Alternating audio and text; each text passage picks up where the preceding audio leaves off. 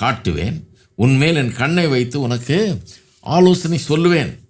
வாரினாலும் கடிவாளத்தினாலும் வாய் கட்டப்பட்டாலொழிய உன் கிட்ட சேராத புத்தி இல்லாத குதிரையைப் போலவும் கோவேறு கழுதையைப் போலவும் இருக்க வேண்டாம். துன்மார்க்கனுக்கு அநேக வேதனைகள் உண்டு, கர்த்தரை நம்பி இருக்கிறவனையோ கிருபை சூழ்ந்து கொள்ளும். இது கர்த்தரே இந்த பாவ பாரத்தில் சிக்கி கிடந்தவனை பாவத்தை மன்னித்து அவனை திரும்ப சேர்த்து கொள்கிறார் இல்லையா? சேர்த்து கொண்ட பிறகு கர்த்தரே அவனோடு பேசுகிற மாதிரி சங்கீதக்காரன் பேசுகிறான்.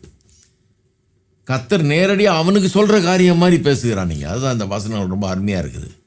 கர்த்தர் என்ன பேசுகிறாரு? முதல்ல அவனுக்கு ஒரு வாக்குத்தத்தத்தை தர்றாரு. என்ன வாக்குத்தத்தம்? நான் உனக்கு போதித்து நீ நடக்க வேண்டிய வழியை உனக்கு காண்பிப்பேன்.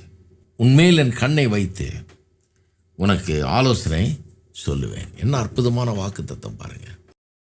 எல்லாரும் சொல்லுவோம், நான் உனக்கு போதித்து நீ நடக்க வேண்டிய வழியை உனக்கு காண்பிப்பேன். உன்மேல் என் கண்ணை வைத்து உனக்கு ஆலோசனை சொல்லுவேன். எல்லாரும் இந்த வாக்கு தத்துவத்தை பிடித்து கொள்வோம். கர்த்தர் கொடுக்குற வாக்கு தத்துவம் பாவத்தை மன்னிச்சது மட்டும் இல்லை, இனிமேல் திருப்பி அதில் போய் விழாதபடிக்கு,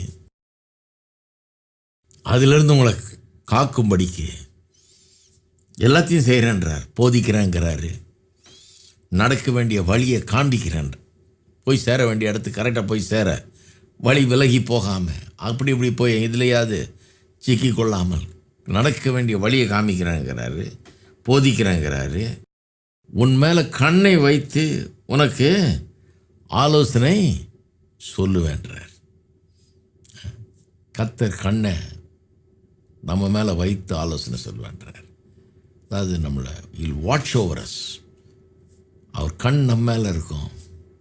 நமக்கு ஆலோசனைன்னா கவுன்சிலிங்ன்றோம் இல்லை, அந்த கவுன்சில் நமக்கு ஆலோசனை சொல்கிறார். அவர் என்ன அற்புதமான காரியம் பாருங்கள். போதிக்கிறாரு, நடக்க வேண்டிய வழியை காட்டுறாரு, அவர் கண்ணை நம்ம மேலே வைக்கிறாரு, ஆலோசனை சொல்கிறார்.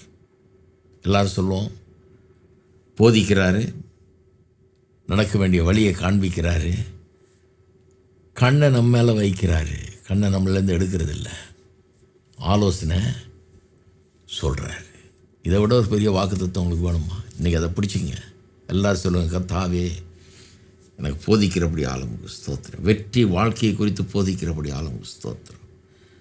பாவங்களில் சிக்காதபடிக்கு, அதில் விழாதபடிக்கு, வெற்றிகரமாக வாழ்வதற்கு எனக்கு போதிக்கிறபடி ஆளுமுக்கு